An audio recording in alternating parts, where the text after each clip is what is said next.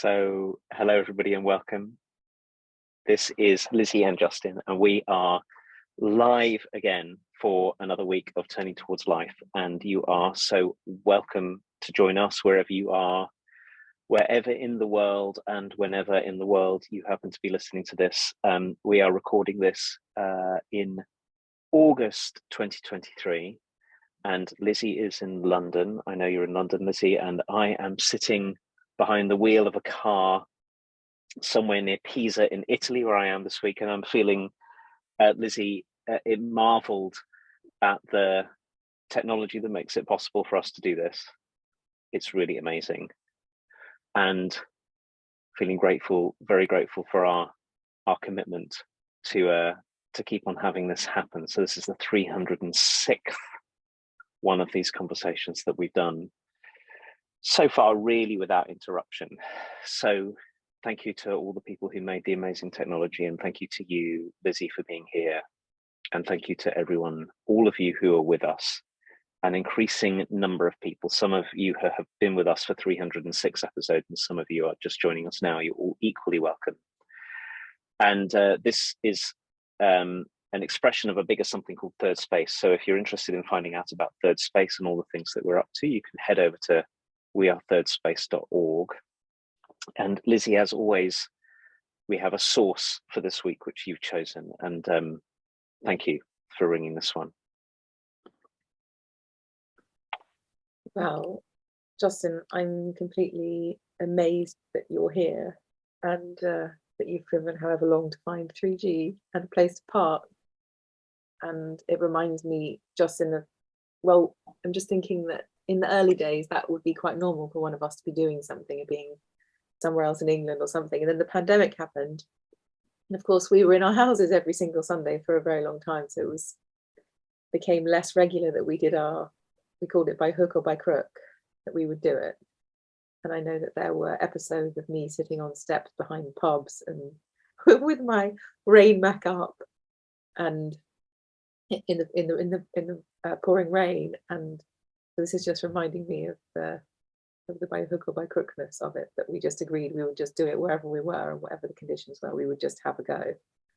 And for it not to be perfect and not to be all produced, but just to be part of our lives rather than something manufactured or something. So I'm really appreciating that, and the vibe and loving that you're in the car and that you had to drive for miles to find the 3G, and that 3G, what on earth is 3G anyway? I mean, you probably know what it is. I really don't know what it is.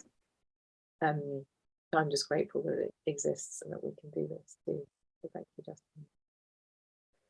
And this week, I don't even know how I came across this poem. I think somebody tagged me in it or something happened. Anyway, there is a poet called the Poet Brahms, and I don't know his full name or what the deal is, but his kind of online name is the Poet Brahms. And this poem really spoke to me in lots of ways. So I wanted to bring it here for us to find our way with and see what happens when we talk about it together. So thank you to, maybe your name is Brahms. Thank you, Brahms, for this extraordinary, beautiful poem. And once I started looking, there's many more of these beautiful poems from him as well. And his story is really beautiful. So please, I would encourage you to check this person out and see their story and read beautiful words and insight and wisdom and love that comes from this work. This one's called Ha. And if you're new here, what happens is I read it, then Justin reads it, and then we see where we go from there. So here we go. So this is called Ha by the Poet Brahms. Have you ever just sat and listened to a loved one vent? Silently, you held space, so from darkness they'd rallied back. Support need not be complex. It only needs to be only that. Listen until the clouds crack and bleed them some sunshine. Smile and be their lifeline, till their words, their worst feels like it's just fine. Smile and be their lifeline, till their worst feels like it's just fine.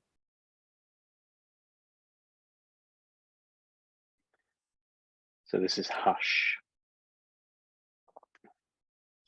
Have you ever just sat and listened to a loved one vent? Silently you held space till from darkness they'd rallied back. Support need not be complex. It only needs to be only that. Listen until the clouds crack and bleed them some sunshine. Smile and be their lifeline till their worst feels like it's just fine.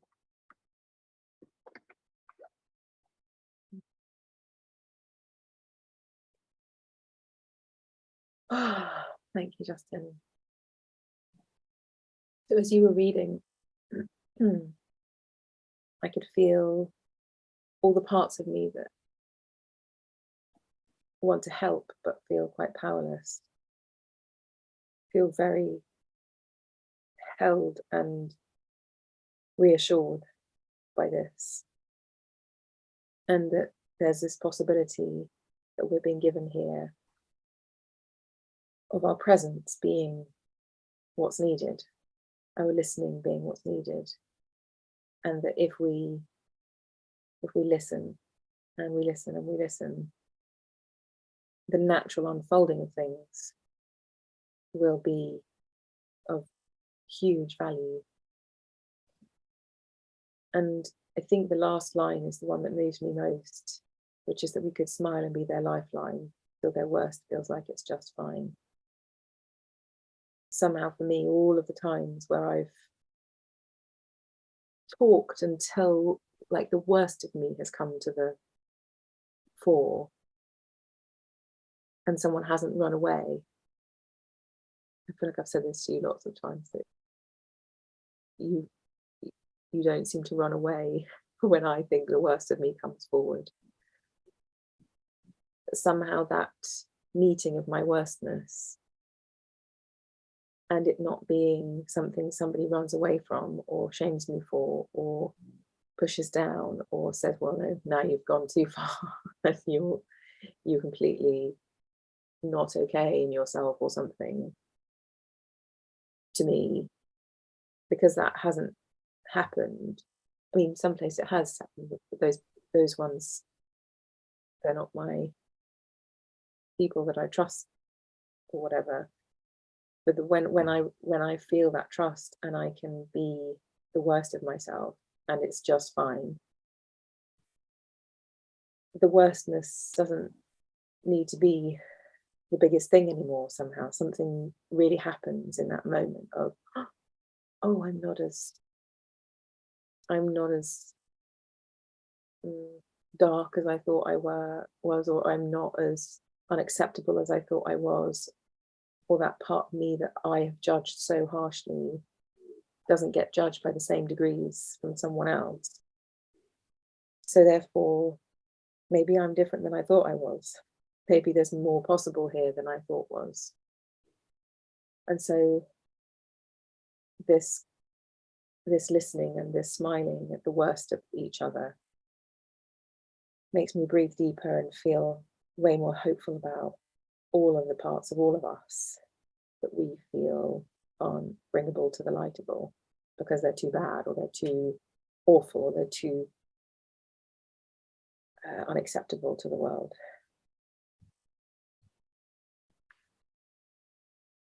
When you say all of that, Lizzie, it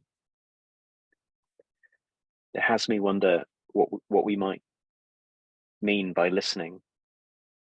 Yeah. So there's the one part of this, which I suppose is the more obvious part of this, which is, given the choice, when we're with somebody who we care about, who's in some kind of difficulty or in the midst of some kind of thing, there's a choice about the balance between listening and speaking, for example.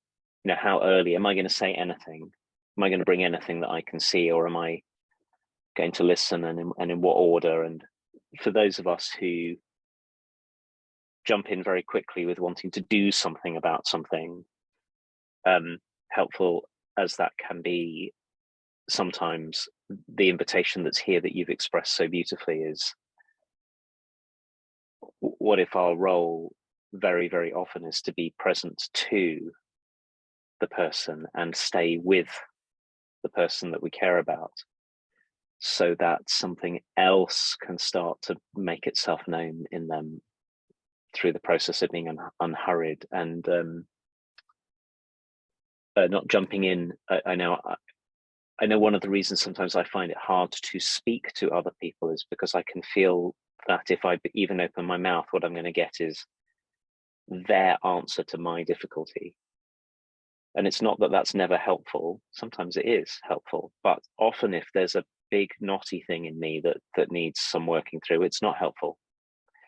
And like you said, and you have been a person like this for me too, to be with someone that we feel safe enough to let it all come through, so that we can start to be in contact with and be welcomed just as we are, is a really big part of the process of us each finding our own resourcefulness. And the way I was thinking about it, and this comes back to what I was thinking about how to listen, what listening might mean. You talked about bringing, I think you said, the worst of the worst, or you used that kind of phrase, which is when I'm caught up in a thing, a difficulty or a pain or a worry or a panic or a stuckness or a whatever. One of the things I know about you is that you'll see that, but you'll also see and hold the rest of me too, that you'll know that I'm not only this thing that's appeared. And so listening isn't just the act of staying and hearing the words. Listening is a kind of, I think, a kind of openness or a kind of orientation or a kind of width and depth that we can be. So it's not really the physical act of some sound arriving in your eardrums and making meaning in your mind and all of that kind of thing. It's more like we humans are a kind of affordance for something, an opening for something, a stand for something. And you could be the very same person in the very same body, making the very same movements. You could be listening in a corrective way to me, even if you don't say anything. Or you could be listening knowing that whatever it is that I'm bringing is one part of a vastness, and that as well as whatever I may be telling you about something where I've really messed up, where I've really hurt someone or behaved in a way that's not useful to my life or those I care about. And you may feel all of that very, very strongly and feel, but can we also listen for everything else that is there? And it seems to me that that's the kind of listening that's implied and called for by this poem. It's a sort of faithfulness. What's the way to say this? It's sort of not just listening in disagreement or agreement with what I'm telling you. Like it doesn't help me for you to go along with everything I'm saying. Maybe I've really got myself in a pickle, and you could listen in a way that keeps that going, or you could listen in a way that tries to correct it, or you could listen in a way that holds the pickle and holds my goodness and holds possibility and holds depth and because you're being all of those, this process that's described so beautifully in the poem can happen, where my worst can feel like it's got a place. But it's not the mechanical acts of listening that really is it's not the important part of this by any means. That's so good, Justin, this redefining of the word listen. And what's springing to my mind is, I often bring this in because this is my life and world at the moment, but being a parent to a small child, where basically she's a set of impulses and happenings that are natural, where there's no adjustment being made, there's no a very limited capacity for self-regulation. You know, it's just an eruption of what's real and true in any given moment. And I know when I'm in the presence of someone who's doing the kind of listening that you're talking about with her, and I know when I'm not. And that shows me all the times as well where I'm not that person who's listening in the way that you're talking. Because of course it happens to me all the time where someone's behaving in a certain way and I feel reactive and I narrow. So all I'm seeing is that part of them. All I'm experiencing is my own reaction to their worstness. To use the language we're using today, to the part that's here that I don't feel okay with. And I'm amazed at what that feels like to be in that contrast. Like I know what it feels like to be a person who holds that bigger context in someone. And I also know what it feels like to be completely taken by the part of you that's coming forth that I'm in reaction to, and how blinkered I am in that moment to the truth and the context of the human being in front of me. And I'm loving this possibility because when you say the word listen, I know that I can do that. You know, I know that that's like a little lifeline in my own reactivity where I can say, okay, well, what if I just listened? And somehow I can feel it happening in this conversation, that there's a redefining of the word listening that's happening. But because listening is something I know that I can do, like I can stop and listen. In that stopping and listening now, I feel like I could even more attune myself to something bigger in the moment. And I could, for example, listen to the person who isn't listening in the way we're talking about, and see this as a part of them coming forward in reaction to something. And that's so helpful because I think when we start reacting, it's like we can all get sucked down the same hole of reaction in a family system so like if I think about us leaving the house, for example, or going on a journey or something, and we've all got to pack up this week and we're going away for a week, and I know that the kerfuffle of that, of going from this kind of sprawling family to a couple of suitcases and locking the door on the way out, and there being time constraints and all of those things, it's so easy to do the opposite of this listening thing, and for all of us to get into a kind of super reactive small place with each other. And even just like a shard of this, like that, like this is saying that the clouds crack and bleed them some sunshine, like blood comes out of a small hole and a crack is a thin line. It's hopeful because it doesn't mean that you have to be flooded with wholeness and peace or something, but there just needs to be a crack somewhere where we can take a breath and be this kind of listening that you're talking about, Justin, and that we can have a crack and a blinked, slightly open eye to one another's hugeness, vastness, mysteriousness at the same time as the kerfuffle going on. And how helpful that is to our own systems to be able to hold whatever's going on with the kind of personhood that we want to be, rather than the kind of person that we go, oh my God, can't believe I reacted like that, or that thing happened again and I was a complete nutcase again. You know, there's just like this little piece of choice that comes in with this crack and this bleeding of sunshine.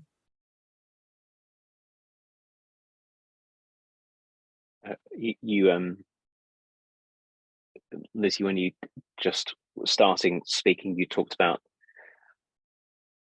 raising a little one, and you started to talk about reactivity and regulation, and it maybe somehow this is at the heart of what this is being invited into, that we're being invited into here, that being a human is is so much more than being an object or being a machine. There's a whole world in us and a whole world of relationship, but there's an in-between. There's all kinds of in-between in us and all kinds of in-between between us. And I know that I can put up the facade of listening and being super reactive inside, like mobile, like I just want you to shut up, or I just want you to stop it, or I just want you to, get over yourself, whatever it is. And I know that is not the same as finding and softening all the reactive parts of myself so that something bigger and deeper and wider that you might call essential self can be present, and that has a marked impact on whoever is speaking.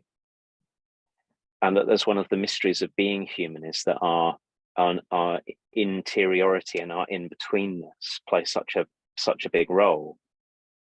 And I remembering years ago when I started off, just when I sort of was entering into the world of wanting to do coaching and working with groups and working with people as my profession. I remember going and doing, I had the chance to go and run, actually it was in Italy, I'm in Italy now. It was a chance to go and run a program for a few days with a group in a company, and there was this big thing on listening in it, and all the things on listening were things you could see from the outside, like, are you facing the person, and are you nodding, and are you saying back to them what they said, all these sort of basic moves. And I remember thinking at the time, and I still think this now, yeah, a lot of those are helpful, but none of them add up to listening. That only we really know. The first place to look is, the question to ask myself is, who am I being when I'm with you? You can't tell that really. You could tell the bit of it by looking, and then you'll know that because of what it feels like to be with me. And it's got a lot to do with our own willingness also to learn how to work with our own reactivity, our own inner state, all of which shows up. There was an article this week about how these very, very, very clever new AI tools are going to become revolutionary in the world of coaching.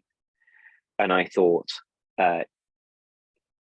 yes, maybe in some ways they'll come up with very classy questions, or whatever it is, or advice, or these kind of things, but what they'll never be is the open space and wide-heartedness and care that a person can be, because that's what it is to be a person and not a mechanism. So I was very taken by what you said about folding up a wide family into a couple of suitcases and all of that. And there are times for let's just get out of the door because there's a deadline that we have to meet. But there are also the times that we're being called into by this poem to set all of that aside and be the ones for whom nothing has to happen apart from being present with one another. That's the gift that we get to give. I think that's where I'm starting to get to, is that our presence and our openness to one another is one of the most both extraordinary and necessary gifts for us to give to one another, and only we can give it. And we can learn to give it by the way that we pay attention and the way that we work with ourselves on the inside. And so there's a path to walk here as well. Yeah. And just in this, I can't help thinking, I think we mentioned this a couple of weeks ago, that you and I are intending on starting a space for people to come and join us in Turning Towards Life. And I feel like maybe this is what the whole deal is about, which is our wish and our intention to extend this. And of course, we've been doing that in some way already by speaking the way that we speak each week with one another. And in some way, that being true because of us being together, this listening thing. But also, what is it to build that, to facilitate the building of that between people in real time? What is it to set up a situation where what we do is we smile and be one another's lifelines till our worst feels like it's just fine? together? And how do we be part of making that a thing in the world that's even more present? And of course, there's hundreds of places that are doing that already. How extraordinary. And I know that we've been both creating those and on the receiving end of those for years. And this feels like our particular something in turning towards life as well. Because of course, when you're in some fearful small place in you, and I turn towards life in your presence, life is much bigger than your reactivity. Life is much bigger than your smallness, your fear, your worry, your kerfuffling, the maelstrom of madness inside of your head and heart. There's something bigger always going on. And when we can be that something, that awareness of something bigger for one another, something really different happens. It just does. Like there's zero question in me that that's true. Like I know when I'm feeling at my bonkersest, and like I can't wrangle the horses of madness in my head, but as soon as I begin speaking with somebody who is that present, something in me shifts and I can find a different way. And many times I can do that on my own in some way. Like I can read things and I can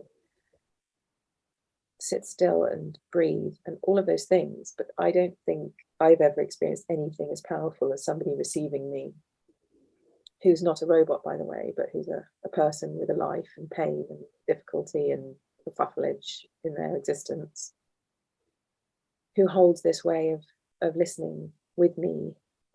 And then what happens and the untangling that happens and the simplicity that can arrive, and the it's not as bad as I thought it was thing. Like when it's only on my inside, it's like being tortured. And then when I'm with someone, when I'm with you, and I can just say it all, just as this amazing poem is inviting us into, that I just speak and it all comes out. The nature of everything changes. But I wouldn't be able to do that speaking unless you were here in a certain way with me. Like you said, I can't remember which piece of it, but you said something like, sometimes I feel afraid to speak because I might be corrected, or I might be fixed, or I might be, I don't know, interacting with someone else's reactivity. And that's really not what I need right now. I just need the space to be held and listened to and interacted with from presence and listening. When that can happen, that fear falls away. You know, I know I'm not going to, you're not going to treat me like I'm your next problem or your next issue to tick off a list or something, but you're going to actually receive me and hold me in a bigger way than I'm holding myself right now. And then I can do that translates to me somehow, that transmits to me that there's something bigger going on than the words that I'm saying and the kerfuffle, the forces in my head going round and round in a circle that I can't seem to break the chain of. So I feel like us beginning to move into a space where we might be creating a group that can do that for one another and facilitating those connections just by gathering and having some guidelines of what listening is and all of those things that we're wondering about. I hadn't made that connection yet with this poem particularly, but as you were talking, I was like, oh yes, I think this is the thing. This is what we're going to be doing, and this is what's most sacred, is to be able to be this for one another.